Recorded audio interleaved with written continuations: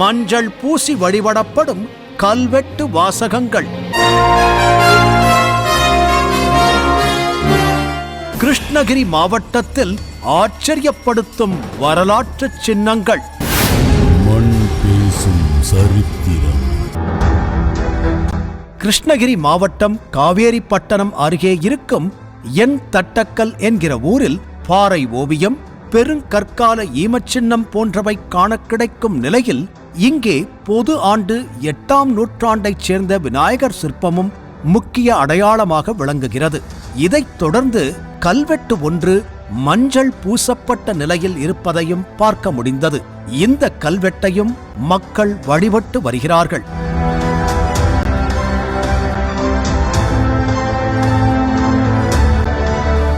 ஸ்வஸ்தி ஸ்ரீ சார்வபௌமச்ச கிரவர்த்திகள் வீரராமனா தேவர்த்தி ஆண்டு 23வது பெருமுகைப்பற்று துளையர் பள்ளியில் முதலிகள் வெள்ளுலர்கள் விக்கிரம சோழ நாட்டு நாயகன் செய்வார்களும் தத்தகள் முதலியுள்ளிட்டவரும் இவ்வனைவோரும் சிற்றிங்கப்பட்டவன் அழகிய மணவாள பட்டனுக்கு பட்டப்பின் பக்கம் விருத்தியாக எங்கள் மானிய குட்டை மேலைக்கோடி மரத்தில் இவர்க்கு வீட்டு நிலக்காகலாக்க மேற்கு நட்ட கல்லுக்குள்ளீட்ட நிலம் வீடமும் இலத மனையும் மரமும் உரக மான்யம் பண்ணிக் கொடுத்தோ முதலிகணைவோமும் இத்தன்மத்தை மாற்றினவன் என்று இந்த கல்வெட்டிலிருந்த வாசகங்கள் பதிவாகி இருக்கின்றன. ஓய்சாள மன்னன் வீரராமநாதனின் 23வது ஆட்சியாண்டு கல்வெட்டாக இது அறிய கிடைக்கிறது.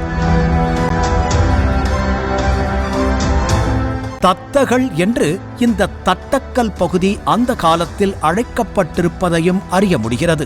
இந்த மாரியம்மன் கோயிலை பழைய மாரியம்மன் கோயிலை பிரித்து கட்டும் பொழுது, இப்போ புதிய கோயில் இது, அதை பிரிக்கும்போது இந்த கூரையில் இந்த கல்லை வச்சு கட்டியிருந்தாங்க. இதுவும் வீர ராமநாதனுடைய காலத்தில் ஒரு தலைவன் பிராமணர்களுக்கு பட்ட விருத்தியாக நிலத்தை தானமாக அளித்த செய்தியை பதிவு பண்ணி வச்சிருக்கிறாங்க இந்த கல்வெட்டில். இதே போல பேருஹள்ளி என்கிற ஊரில் உள்ள கோவிந்தராஜ பெருமாள் ஆலயத்திலும் ஒரு கல்வெட்டு மஞ்சள் பூசப்பட்டு வழிபடப்பட்டு வருகிறது.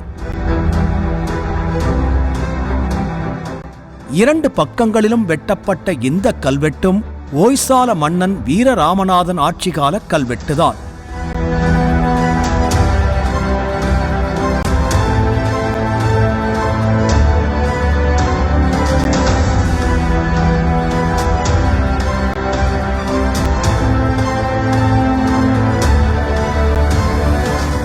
பொது ஆண்டு 1265 வெட்டப்பட்டதாக சொல்லப்படும் இந்த கல்வெட்டு நானா தேசி என்கிற வணிகக் குழு பற்றியும் வேர்பள்ளி என்று இந்த பகுதி அப்போது அழைக்கப்பட்டது பற்றியும் தெரிவிக்கிறது.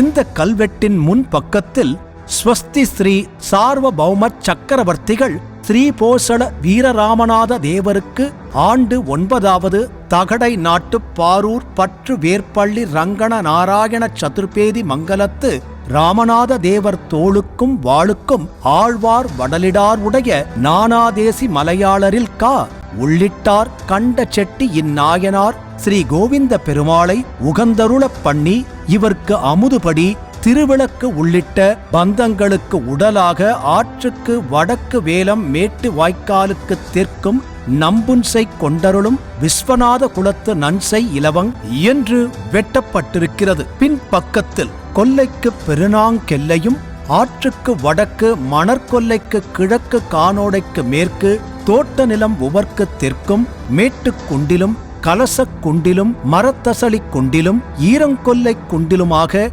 நன்சை புன்சை நிலமும் இன்று நாளிலே சக்கரவர்த்தி ராமநாத தேவர் வாளுக்கும் தோளுக்கும் நன்றாக தன்மதானம் பண்ணிக் கொடுத்தோம். கோவிந்த பெருமாளுக்கு கண்டச்செட்டி எல்லைக்கல் நட்டுக்கில் கெங்கை கரையில் குரார் பசு கொன்ற பாவம் கொண்டவனாக கடவான் என்று படிக்கப்பட்டிருக்கிறது.